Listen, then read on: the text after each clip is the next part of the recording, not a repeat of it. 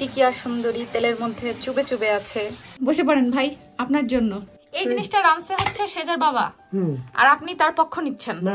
আমি শুধু মেরে বিশ্বাস করি। ফুচকা হবে অনেকদিন পর। আমি বানাচ্ছি ফুচকা, আপু বানাচ্ছে চটপটি।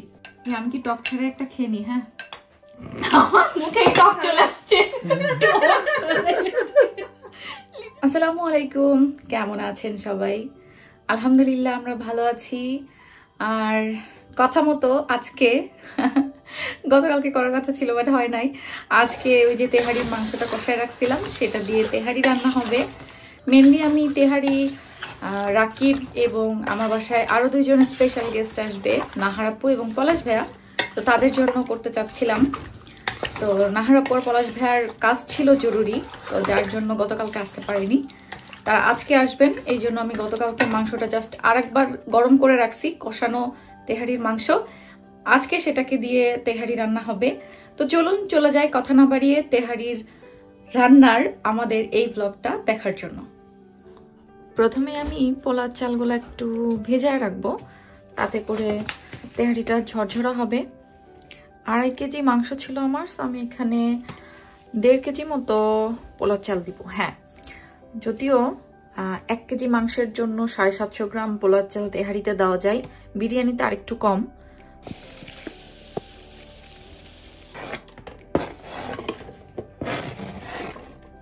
টিকিয়া বানানোর জন্য তো আগে থেকেই এই যে মাংস আর ছোলার ডাল সেদ্ধ করা ছিল, এখন ওটাকে আমি একটু ব্লেন্ড করে নিব হালকা করে।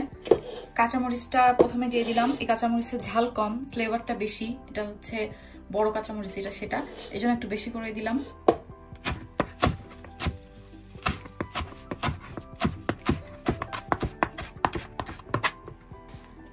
এবার ধনে পাতা দিয়ে দিচ্ছি কিছুটা কুচি করে, যদিও ব্লেন্ড হবে তো একেবারে পরে আরো ছোট ছোট হয়ে যাবে। আর পুদিনা পাতা থাকলে এই স্বামী কাবাবটাতে বা টিকিয়াটাতে পুদিনা পাতা দিলে আরো বেশি ফ্লেভার আসে, কিন্তু আনফরচুনেটলি আমার বাসায় এখন পুদিনা পাতা নাই, তো এই জন্য আমি কাঁচামরিচ আর ধনে পাতা দিচ্ছি। সাথে যাবে হচ্ছে ডিম।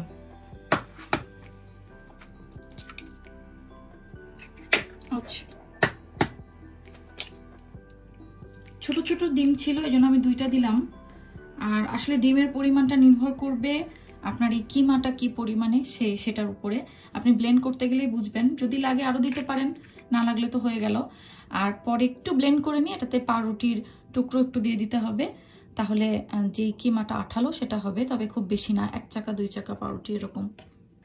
আর সামান্য একটু আদা কুচি যাবে, আদা কুচি অলরেডি আমি দিয়ে দিছি, এইটুকু লেফট ওভার, তো আদা কুচিও দিয়ে দিলাম।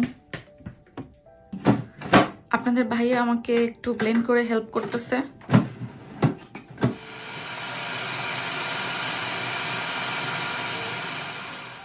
এই যে বড় কড়াইতে বসাইছি আমি তেহারির জন্য মাংস, সেটাকে এখন আবার গরম করছি, গরম করে তারপরে বাকি যা প্রসেস করার সেটা করব। আর এদিকে একটা অঘটন ঘটে গেছে, অন্য কোনো দিন এরকম হয় না, বাট কেন জানি আজকে মাংসটা কষানোর সময়, আজকে না এই কাজ করছি আমি গতদিনই, ডবল লবণ দিয়ে ফেলছি। ডবল না হলেও ডবলের কাছাকাছি, মানে 2 বার লবণ দিয়েছি। এখন চিন্তা করছি সেটাকে অ্যাডজাস্ট করব কিভাবে। তো মাংসের লবণ তেহারিতে টমেটো দেওয়া যাবে না, ভাবছি যে আলু দিয়ে মেকআপ করা যেতে পারে, কারণ তেহারিতে নর্মালি আলু দেয় না, বিরিয়ানিতে আলু দেয়, বাট দিলে খারাপ লাগে না। যেহেতু আমার এখন লবণ বেশি হয়ে গেছে, তো এইটাই হচ্ছে একমাত্র ট্রিক্স এখন, যে আমি আলু দিব একটু ছোট ছোট করে কেটে, তাহলে লবণটা অ্যাডজাস্ট হয়ে যাবে ইনশাল্লাহ। তো এই যে এখানে কাঁচামরিচ রেখেছি কিছু তেহারিতে দেওয়ার জন্য, আর লাল আলু, এই আলুগুলো রাখছি কেটে ছুলে ধুয়ে আর কি আমি তেহারিতে দিয়ে দিব।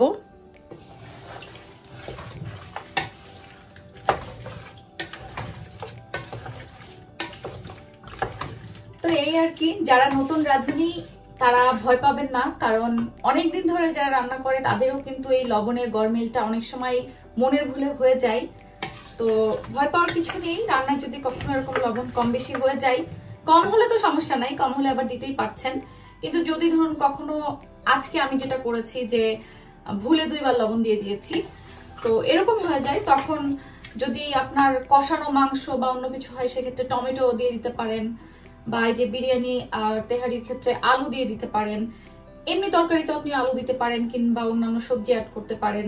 তো এরকম করে আর কি অ্যাডজাস্ট করা যায়। আবার ঝোল তরকারি হলে আটা বা ময়দা একটু পানিতে গুলায় যেভাবে আমরা রুটির ডো বানাই ওভাবে ডো বানায় ঝোলের মধ্যে ছেড়ে দিবেন। ছেড়ে দেওয়ার পরে কিছুক্ষণ বলক উঠলে তারপরে আটার ডোটা আস্তে করে চামচ দিয়ে উঠাই নেবেন। আটার ডো কিন্তু মিক্স হয়ে যায় না ঝোলের সাথে। তো এভাবে করেও কিন্তু আপনারা ঝোল তরকারিতে লবণ অ্যাডজাস্ট করতে পারেন। বিরিয়ানি বা তেহারির মাংসে আসলে আটার ডো দিয়ে হবে না, কারণ এটা ঘন ঝোল তরকারি। তো এখানে আটার ডো দিলে মিক্স হয়ে যাবে। এই জন্য আমি যেটা করছি সেটা হচ্ছে আজকের তেহারিতে আলু।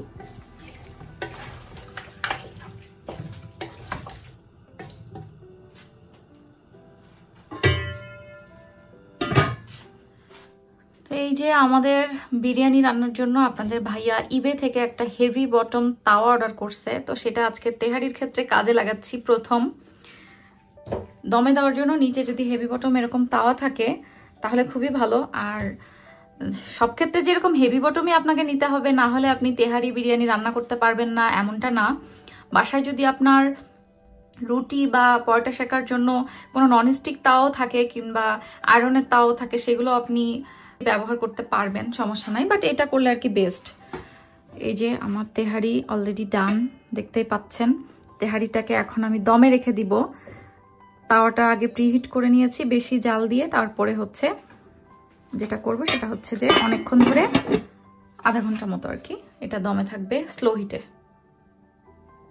আমরা শফিকুল ভাইয়ের আলু কাটার দিয়ে সালাদ কাটার দিয়ে অনেক সুন্দর জুলিয়ান কাট ইয়ে হচ্ছে। সালাদে অত ঝামেলা করে খেয়ে এই যে কি সুন্দর হয়ে গেল, কিন্তু একটু হাত কাটার রিস্ক থাকে। অলরেডি আমার গেছে একবার। এর আগের বার আপনাদের ভাইয়ের হাত কাটছিল ওইটা দিয়েই। সেই জিনিসটা একটু দেখা দাও, ঐতিহাসিক সেই জিনিসটা। ঐতিহাসিক সেই জিনিস এটা শফিকুল ভাই আমাদেরকে দিছে। এখান থেকে সুন্দর মতো একেবারে জুলিয়ান কাট হয়ে আমার হাত পড়ে গেছে। তো তেহারিটা দমে থাকতে থাকতে আমরা সালাদটা করে নিচ্ছি। আর তেহারি খাওয়ার পরে আজকে কিন্তু ফুচকাও আছে। তো ফুচকার ডাবলিটায় যে সেদ্ধ করে রাখা হয়েছিল কিছুটা গতদিন রাতেই, আজকে আবারও একটু জাল করছি যাতে ডাবলি একদম নরম সফট হয়ে যায়।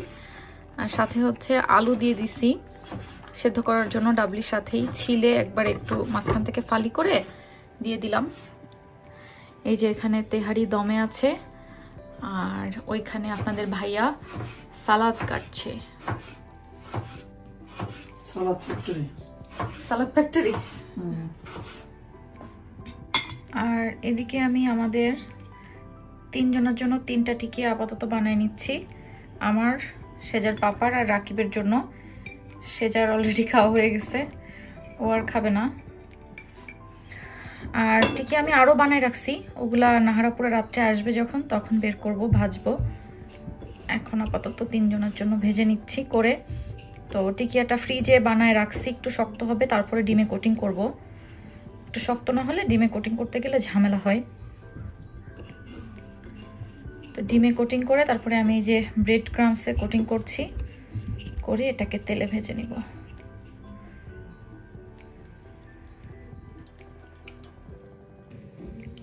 বিসমিল্লাহ। এবার এই মিক্স সালাডটার সাথে একটু সরিষার তেল যাবে আর যাবে একটু পরিমাণ মতো লবণ। তারপরে একদম ঠিক এইভাবে হাত দিয়ে চটকায় চটকায় সালাডটাকে মাখায় নিতে হবে। আহ, সেই স্বাদ, একদম বাংলাদেশি সালাদ। শীতকাল তো চলেই এলো, নিশ্চয়ই আপনারা এরকম শীতের সবজি, শীতের সালাদগুলো মিস করবেন না। শীতকালে টমেটো, গাজর এগুলো অনেক বেশি পাওয়া যায়। শসাটা যদিও সারা বছরেরই, কিন্তু টমেটো আমাদের বাংলাদেশে আসলে শীতকালটাতে একটু কম দামের হয়, তাছাড়া অন্যান্য সময়ে দামটা বেশি থাকে। তো শীতকালে টমেটো খেয়ে মজা করে নেবেন সেই রকম ভাবে। আর ঢাকাতে অবশ্য এখন সারা বছরই সব পাওয়া যায়, ঢাকা না পুরো বাংলাদেশেই পাওয়া যায়, কিন্তু ওই যে একটু কম থাকে সিজন ছাড়া। শীতকালে তো সবকিছু অনেক বেশি বেশি।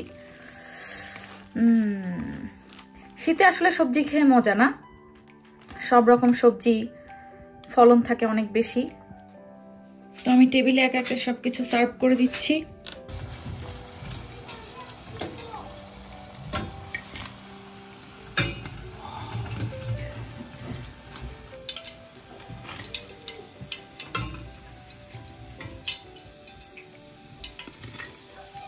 দেখছো কি সুন্দর হয়েছে এটা, মাশাআল্লাহ।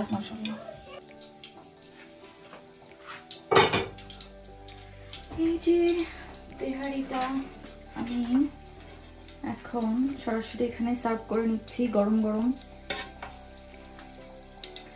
আর পাত্রেই রাখবো, আমি গামলাতে উঠাচ্ছি না, তো এখান থেকে তুলে দিচ্ছি। তোমাদের কারোর যদি আবার লাগে এখান থেকে রিফিল করবা, বুঝছো? ওকে।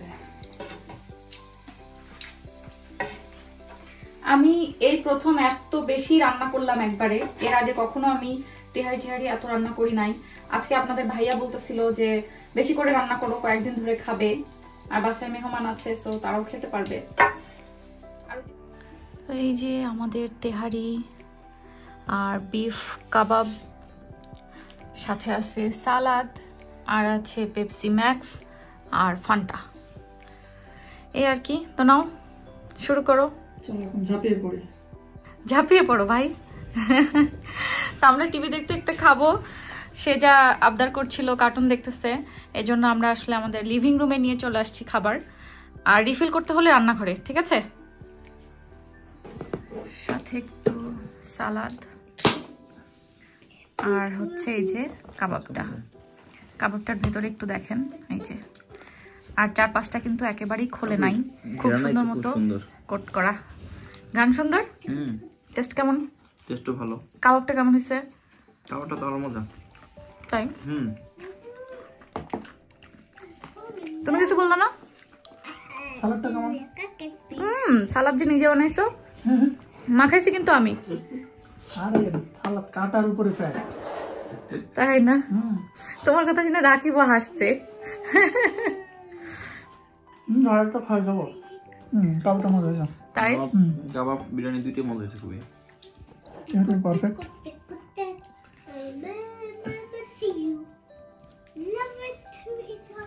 যাক, তোমরা শান্তি করে খাও, এই আর কি। আর রাত্রে নাহারাপুরা আসবে, তখন আমরা আবার খাবো ইনশাল্লাহ একসাথে।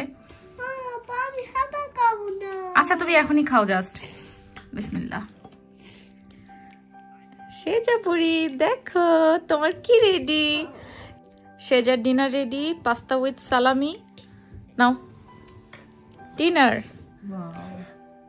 নাও, ঠান্ডা করে খাবা, ওকে বাবা? ওকে, এরপরে মিল্ক খাবা।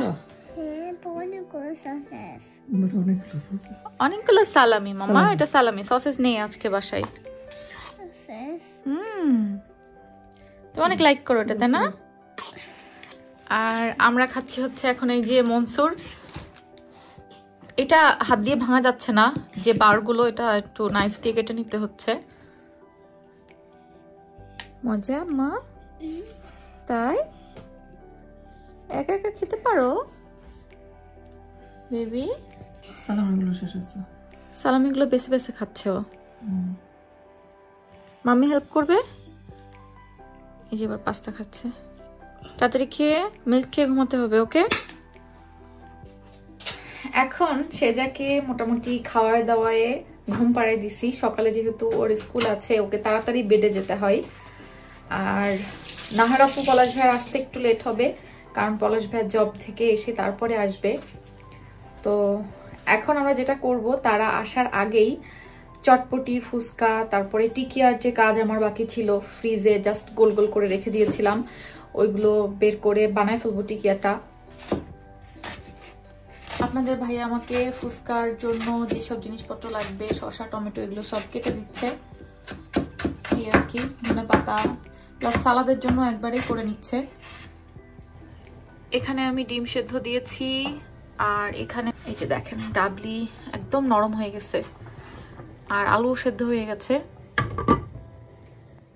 আর এই পাত্রে তো এই যে তেহারি আমরা খাওয়ার পরে রয়ে গেছে। একটা মজার জিনিস হলো, এই তাওয়াটা এত বেশি মানে পুরো, যে এটা অনেকক্ষণ গরম ছিল এবং আমার পুরা হাঁড়ি ভর্তি তেহারি স্টিল মানে বেশ গরম আছে। সো এটাকে আর আমার গরম করা লাগবে না, নাহারাপু পলাশ ভাই এসে গরম গরমই পাবে আর কি। এবার আমি হচ্ছে টিকিয়ার প্রিপারেশনটা করে নিব। যে ডিম গোলানো আছে, ব্রেড ক্রামস আর বানানো টিকিয়া। এটাকে নর্মাল ফ্রিজে রাখছিলাম যাতে একটু শক্ত হয়। এখন হচ্ছে কোটিং করব।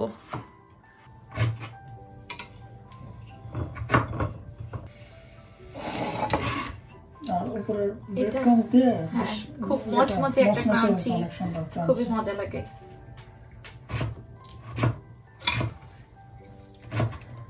সো আপুরা আসার আগে আমরা টুকটাক প্রিপারেশনে ব্যস্ত। আর টিকিয়াগুলো এভাবে বানাই নেওয়ার পরে কিন্তু ফ্রোজেন করে রেখে দেওয়া যায়, জাস্ট যখন ভাজতে হবে ডিপ ফ্রিজ থেকে বের করে আপনারা ভেজে নিতে পারবেন। সো আমি আজকে অনেক বানাইছি, এই প্লেট বাদও আরো 2 প্লেট নরমালে রাখা আছে। তো বাসায় গেস্ট চলে গেলে আমি ওইগুলো হচ্ছে একসাথে এরকম ডিম ব্রেড ক্রাম্বস দিয়ে কোটিং করে তারপরে আমি ডিপ ফ্রিজে রেখে দিব, পরবর্তীতে আমার সুবিধা হবে, জাস্ট বের করে ভেজে নিতে পারবো। কষ্ট করলে আমি আসলে একদিনেই করি, এরপরে সুবিধা হয় আমার। এই যে আবার আমার টিকিয়াগুলো ভাজা হচ্ছে। টিকিয়া সুন্দরী তেলের মধ্যে চুবে চুবে আছে, চুবে চুবে না ডুবে ডুবে আছে। তেহারিটাও আমি আরেকটু ওভেনে গরম করেই নিলাম আর কি, যদিও একটু গরম ছিল, ধোয়া উঠতেছে একবারে। সাথে একটু সেদ্ধ ডিম ভেজে নিয়েছি, পেঁয়াজ মরিচ দিয়ে সাজাইছি, সালাদ আর হচ্ছে টিকিয়া। তো খাবার দাবার রেডি, নাহারাপুর অলরেডি চলে আসছে। বসে পড়েন ভাই, আপনার জন্য। বেশি কিছু না ভাই, তেহারি। আমি তো তেহারি খাইতে বসলে তো সমস্যা, তেহারি তো খেতে পারবো না। কেন ভাই? একটু আগে খাইছে, একটু আগে গলা সমান খাইছি। এটা তাই না, বিরিয়ানি খান, একটু আগে তারাই খাইছেন, এখন বিরিয়ানি। আচ্ছা বসে বসে। বসে। পলাশ ভাই এই ডিমটারে জাগাইতেছে। ভাই ডিম কি বলতেছে? কথা বললে ডিম কথা বলে? একটু আগে যেটা বলছে এটা বলা যাবে না। কেন বলেন ভাই, মানুষ শুনুক একটু। হ্যাঁ ভাই বলবো, বলেন বলেন ভাই। বলবো, আরেকজন লজ্জা পাচ্ছে কেন? ভাই বলবো, কি বলছিলেন একটু আগে বলেন তো? ওই লাল রেড গ্রিন, গ্রিন সবুজ। ডিম পলাশ ভাইকে ডাকতেছে, ওই যে কথা বলতেছে, হা করে আছে, দেখেন ভাই। আমাকে নাও। আগে দেখায়নি। আচ্ছা, এই যে ডিমের এলো পাথারি গতকালকে মেড বাই এলো কথারই আবার কে বললো? বলছে, একজন কমেন্ট করছিল। ও আচ্ছা, তেহেরি হইলো। হ্যাঁ আপু বুঝবেন না? হ্যাঁ হ্যাঁ বসো। রাকিব ভাত উঠাই নিও। সমস্যা নেই আপু। অনেক মজা হয়েছে। তাই তাই কি মজা হয়েছে ভাই? তেহারি টিকিয়াটার কথা বলেন ভাই, এটা কিন্তু আমার স্পেশাল। তেহারিটাও মজা হয়েছে আর ওইটাও মজা হয়েছে। তাই এটা খাইছেন আপনি? ভাই আপনি না খেয়ে রিভিউ দিচ্ছেন কেন? আপনি তো এটা মানে কি বলে পক্ষপাতিত্ব করছেন। হ্যাঁ, কারণ এই জিনিসটা রানছে হচ্ছে সেজার বাবা, আর আপনি তার পক্ষ নিচ্ছেন। না, আমি সুজন মেরে বিশ্বাস করি। ভিডিও চালা যাচ্ছে। হ্যাঁ রাকিব মজা হয়েছে না? তুমি পেট রিভিউ দিবা আমি না? তো অলরেডি দিয়ে দিছি রিভিউ। হ্যাঁ আচ্ছা ঠিক আছে। সালাদটা কেমন হয়েছে বলেন? এটা তো সবচেয়ে মজার জিনিস। ভাই সালাদ কাটছে তিনি, এজন্য সালাদের খুব গুণগান করতেছে সেই দুপুর থেকে। না সত্যি সালাদটা অনেক মজা হয়েছে। না, সুন্দরই হয়েছে তো। তো আমাদের খাওয়া দাওয়া সবকিছু হয়ে গেছে। আমি রাত্রে খাই না, এই জন্য তাদের সাথে জাস্ট বসে গল্পে জয়েন করেছিলাম। সবার খাওয়া দাওয়া শেষে সবাই এখন আড্ডা সাড্ডা দিচ্ছে। আমি ভাবলাম যে এই ফাঁকে কিচেনের কাজগুলো ক্লিন করে ফেলি, না হলে আবার বেশি রাত হয়ে গেলে করতে ইচ্ছা করে না। সকালে আবার সেজার স্কুল আছে।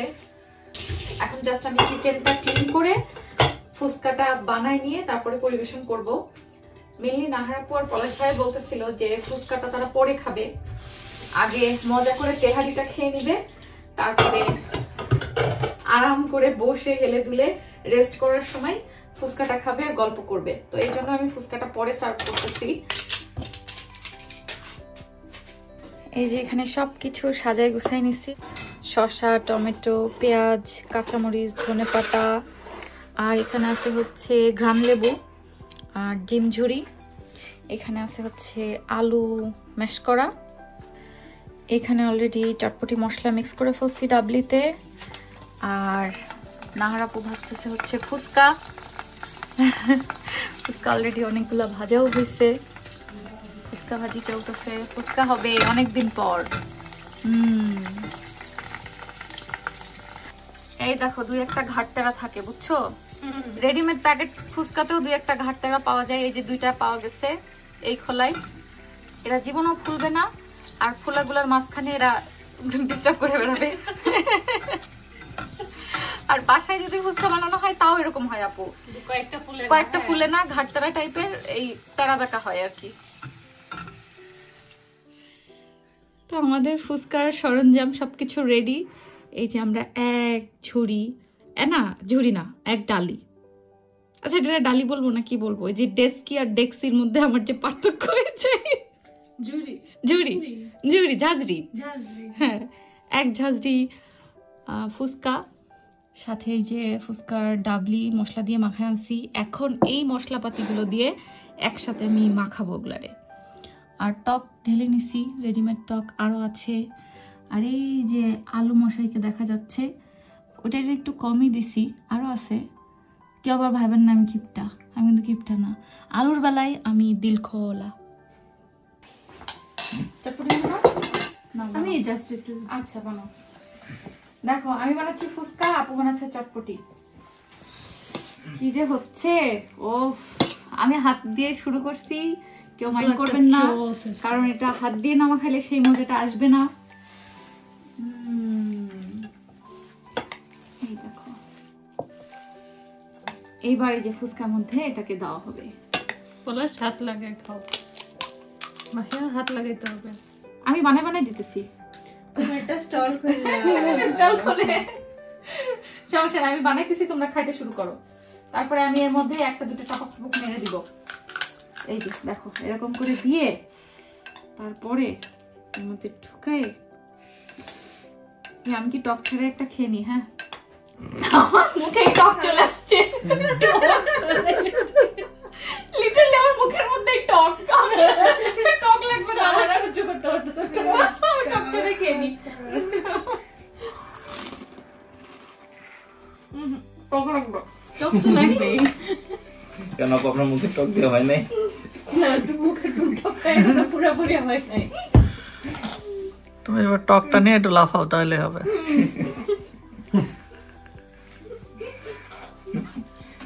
আচ্ছা না, তোমরা সবাই বানায় খাইতে শুরু করো, আমার একা দিয়ে হবে না। চারিদিকে খালি কুচমুচ কুচমুচ শব্দ হচ্ছে। চামচ লাগবে মনে হয় না? বেশি শব্দ আমি নিয়ে আসি আরেকটা। হ্যাঁ, মাহিয়া শব্দটা সব থেকে বাড়তেছে না। ভাই আমার একটু আমি সাম দিয়ে যদি প্রেস করি আমি পুরোটা হয়ে যাবো। দেখো এবারে যে টক নিছি, আহা